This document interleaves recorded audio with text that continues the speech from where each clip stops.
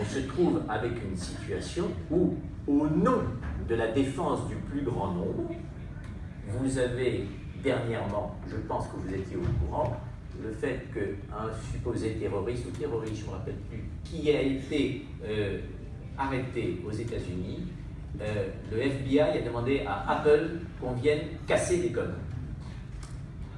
Apple a refusé de casser les codes. Parce que Apple a indiqué qu'il n'était pas là aujourd'hui pour pouvoir donner des éléments d'information qui sont à l'encontre de sa propre clientèle et que ça ne se justifie pas. Ce qui s'est passé, c'est que finalement, le FBI indique avoir réussi à craquer, comme on dit, le système. Et la réplique, c'était quoi? La réplique, ça a été WhatsApp, qui appartient à Facebook, M. Zuckerberg, qui vous indique que dorénavant, le cryptage de WhatsApp sera tellement sophistiqué qu'avant 5 ou 6 ans, il est impossible aujourd'hui de pouvoir utiliser ou de craquer les éléments sur WhatsApp. Ça veut dire qu'à un système répond un autre système qui est une défense à l'égard d'une pression qui est mise, et c'est le rapport de force et le rapport de pouvoir qui sera en mesure de déterminer qui avait raison. Alors, tout ceci laisse rêveur, parce que vous voyez bien que notre notion de déontologie, d'opposition, de secret professionnel, comme je l'ai entendu, qu'est-ce que l'on défend aujourd'hui? On défend nos valeurs, nos secrets professionnels et nos incompatibilités. C'est très bien, mais il va falloir pouvoir aujourd'hui les moderniser et pour ce faire, leur donner un élément supplémentaire.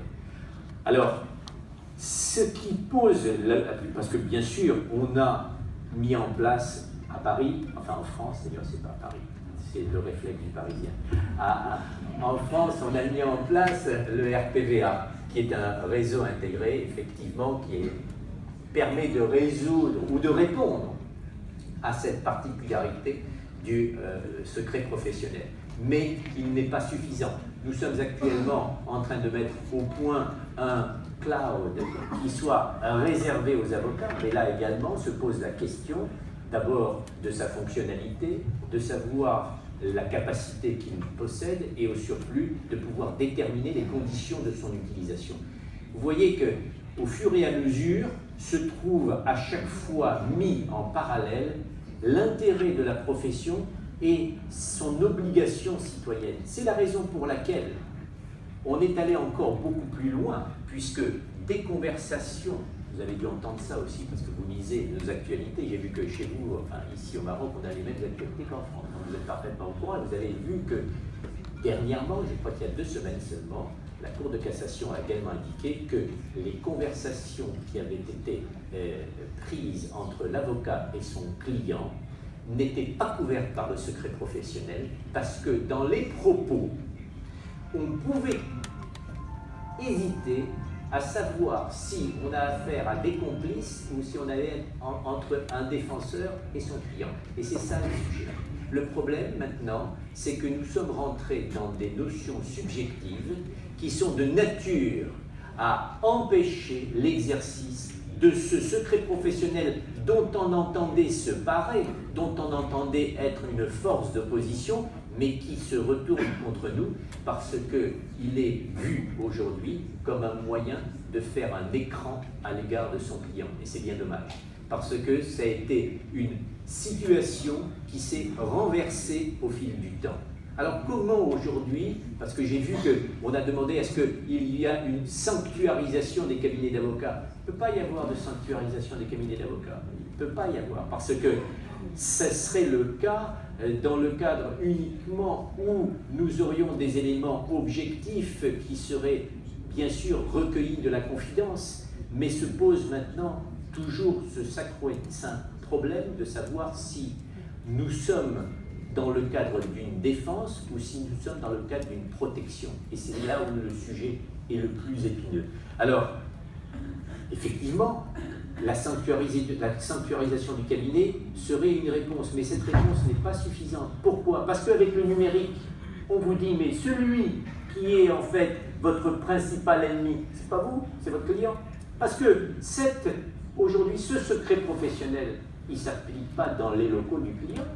Ce qu'il a conservé, ce qu'il a pris et qui va être à ce moment-là saisi, eh bien, n'est pas couvert par un secret professionnel parce que c'est pris à l'extérieur, de la même manière que les éléments d'information qui seraient pris dans le cloud ou qui seraient pris à l'extérieur du cabinet, pas couverts par le secret professionnel. Donc, ça nécessite d'avoir la plus grande prudence. La plus grande prudence. Et on a entendu aujourd'hui peut-être écarter le juge du débat, parce que la seule régulation que nous ayons, c'est qui? C'est le juge. C'est de pouvoir le laisser une certaine marge de manœuvre afin qu'il puisse établir si effectivement les documents saisis ou pas saisis sont de nature à pouvoir compromettre ou pas compromettre l'avocat. Mais malheureusement, il y a chez nous le grand sport, c'est le sport fiscal.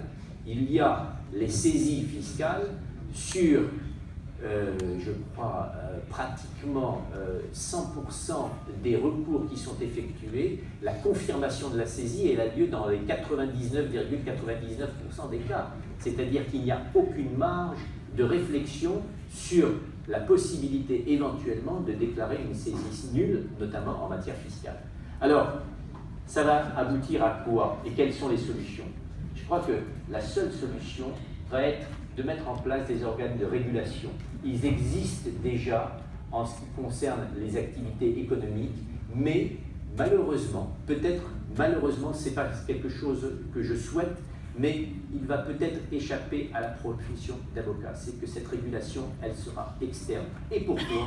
Parce qu'on a, à tort ou à raison, l'impression que nous sommes un peu trop corporatistes et que nous n'avons pas les moyens aujourd'hui d'assurer nous-mêmes la moralisation des activités qui se déroulent au sein de nos cabinets.